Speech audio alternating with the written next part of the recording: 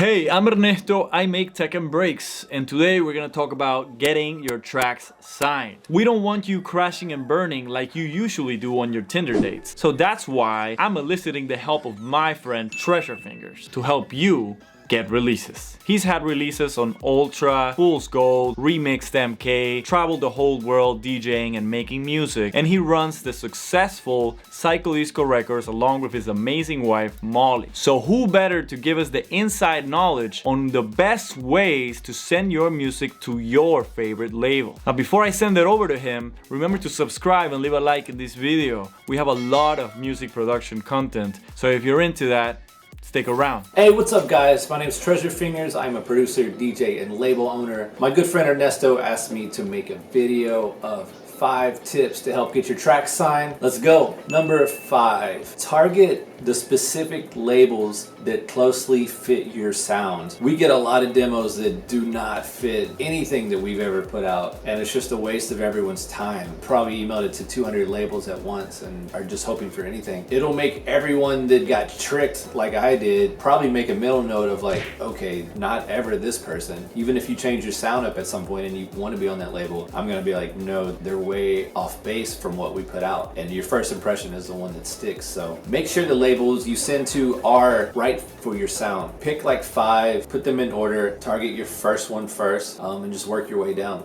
Number 4, find out how the label likes to receive demos. Some of them have a demo submission form on their site. Some of them have like a Google Doc submission. A lot just have an email address. That's how we do it with Psycho Disco. So find that, hit them up the way that they want to be hit up, and if it's an email, you know, throw a paragraph in there about yourself. Just a short paragraph selling yourself, and then put a private SoundCloud link. You could do Dropbox too, but I prefer just get it to the label in the way that they prefer. Don't go Twitter DMing and Instagram DMs and all that. It's just usually if I get that, I'm not in a place to even hear it at that point, and I'm not gonna go back and check that later when I'm having like an A&R session and going through music. Number 3, there's a little bit of etiquette on sending tracks. So what you want to do is send to your top choice, give it about a week or so. If they haven't replied, send a follow-up email asking if they've gotten a chance to check it out and that you hope, you know, they get a chance to hear it. You're a big fan, blah blah blah, whatever's good. If it's still a no or they don't reply, then you move to your next label, send them an email, private SoundCloud link. If no reply, your third label. But give it some time in between, because, and this has happened to some people I know, but the label that they really wanted to be on, they sent it to them and they were a little too impatient and sent it to another label after that. The other label wanted it and they were going through the process of signing it, then the first label wanted it again, and it put them in a bind, obviously, because you're either going to burn bridges with the second label or you're going to have to try to send something else to the first label and let them know that it was already signed. It just will help you avoid any sticky situations. So number 2, make your SoundCloud look good. First of all, a good profile picture of yourself, cover art that fits your vibe. If you're not a designer, get a friend to make a graphic for you. Put a little bit in the bio about you, your sound, what you've done so far, the shows you've played, anything that would make you seem more appealing to a label. Hype yourself up a little bit. Doesn't need to be much, but just make it look good. So here's the most important part. Upload a private SoundCloud playlist, 0 plays, uploaded the day of that you send it to your top choice label. Because what happens is we get demos all the time and I click it and it says it was uploaded like 7 months ago. It's got fucking 78 plays already. There's comments from their friends all in it. But to me, that means a lot of people turned this track down already. A lot, and they couldn't take the time to just do a new version of the track and re-upload it, or just do a fresh upload. It's just a bad look all around. And if you upload to share with your friends and get feedback, that's totally cool, but don't send that same link out to labels. Just do a fresh upload every time. The first label says no, re-upload it to another playlist, and then put that one, you know, demos for whatever label you're sending it to. Just put a little extra thought and time into how you're going to be perceived when this label clicks your link. Number 1, just build relationships within this industry. If you're just now coming up and you're getting pretty comfortable with your production, start going out to clubs in your town or raves or festivals or whatever. Make friends with like-minded people, with like-minded DJs, like-minded producers. You son of a bitch.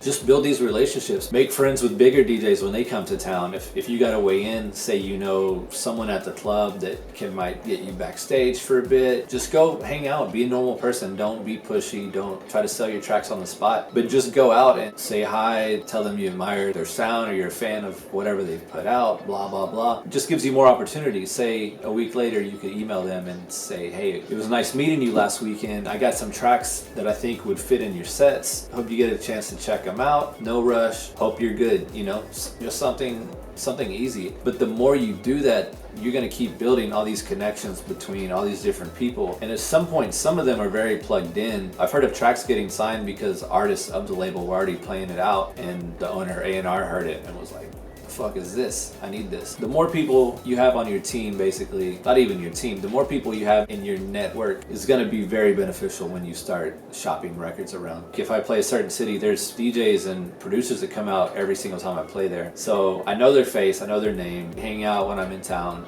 And then if I get an email demo submission, fuck yeah, I'm gonna check it out. I have some kind of connection to this person. It's not just a cold email. So I would say that's the number one most important thing. Just go out there, make some friends, build these real relationships with like-minded artists and DJs and producers and promoters, fans, dancers, everyone. Because as you start to break, they're gonna hype you up as well, and you're gonna keep getting more and more breaks. So those are my 5 tips. I hope they help you out a lot. I hope you get signed. If so, hit me up and say thanks.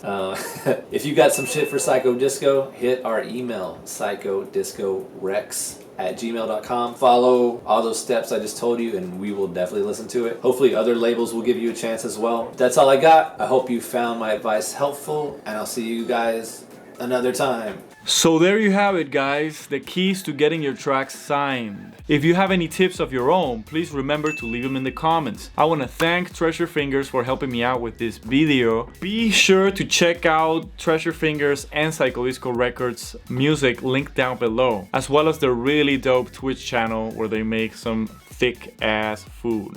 Like always, you can follow me here, here, and here. I'm gonna be in Denver November 7th, Indianapolis December 5th, Tampa December 14th. So if you're coming out to any of those, get over here, give me a hug, let's take a shot together. Now it's time to like, subscribe, comment, and do all that stuff that everybody hates on YouTube. Send this thing to your grandmother, get her into music production. Maybe she likes 808s, who knows? Maybe she'll enjoy it.